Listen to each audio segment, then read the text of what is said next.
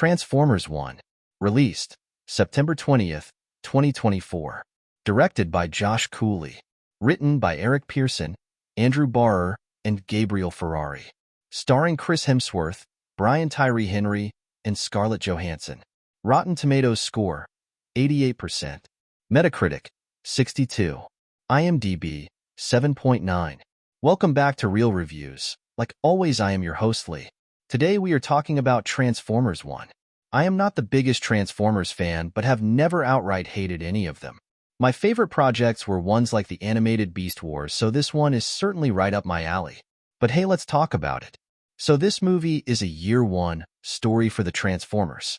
We get to see their world before the war for Cybertron.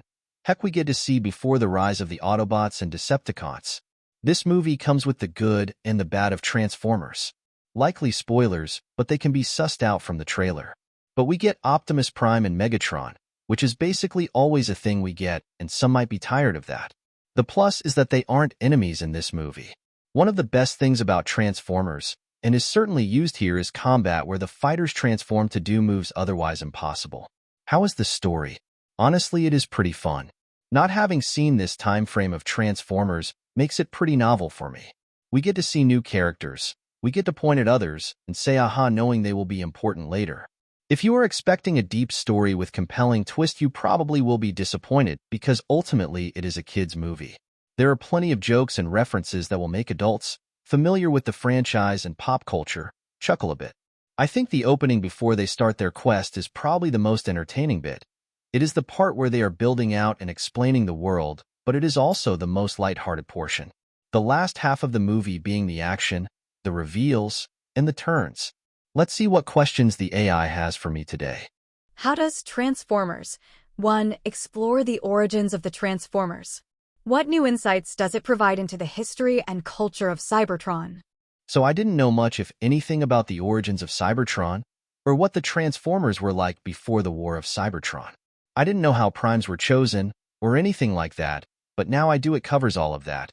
It does a good job of building up the lore and expanding the knowledge base for viewers like me. What is the primary setting of Transformers 1, and how does this environment influence the film's atmosphere and narrative? The primary setting is the Cybertron wilderness and the city of Iacon. I wish there had been a bit more time after the ending to show what is happening with the world after the conclusion. It would have made everything about the world feel a bit better. Iacon could be described as a generic metropolis, and that would be an apt description. How does the film balance action sequences with deeper storytelling? Are the action scenes integral to advancing the plot and characters' growth? I think front-loading the bulk of the story and world-building was the right call here. While obviously all of the big story bits happen later during the action, but they were set up well enough to not need to stop anything just to explain. A pleasant surprise for me is the voice acting of Chris Hemsworth. I knew he was Orion Pax, but never was I taken out, because while he didn't do a whole lot with his voice, it was just different enough to seem like he put in some effort. Some of the other actors don't fare so well. Scarlett Johansson is just herself. As soon as I heard her character, I was aware of it being her. Keegan-Michael Key is much the same, where as soon as you are introduced you know it is him. Neither of these are bad, just something some viewers might want to be aware of. Our main four characters are delightful. The characters' chemistry is fun. B-127 often serves as just the comic relief and doesn't get a ton of screen time. Orion Pax and D-16 are wonderful, and you watch as their relationship evolves due to the events of the movie. The antagonist is pretty generic, but not bad. It is just that if you are aware of many tropes, pretty much the whole plot for them becomes obvious. They had one tiny bit I didn't predict, but honestly there was enough lead up to it that I wasn't shocked in any way. The side characters are consistent. Not once did I feel like they were done poorly. Obviously, in an animated movie, how everything looks is very important. It is all done well, the art style is fun and bright, the movement looks natural and fluid, and at one point you could have easily convinced me that the shot was just a picture of something instead of something they had animated. I don't know the last time I watched an animated movie that had pacing issues, and this is much the same.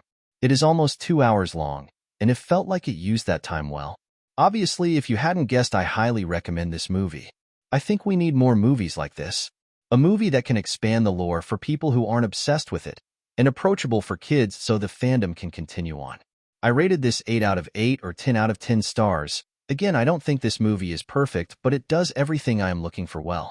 Like always, if you made it this far, thank you so much for watching. If you enjoyed it, make sure to like, subscribe, and comment. I typically have at least 2 videos out per week, real reviews like this or AI reviews depending on releases. Until next time,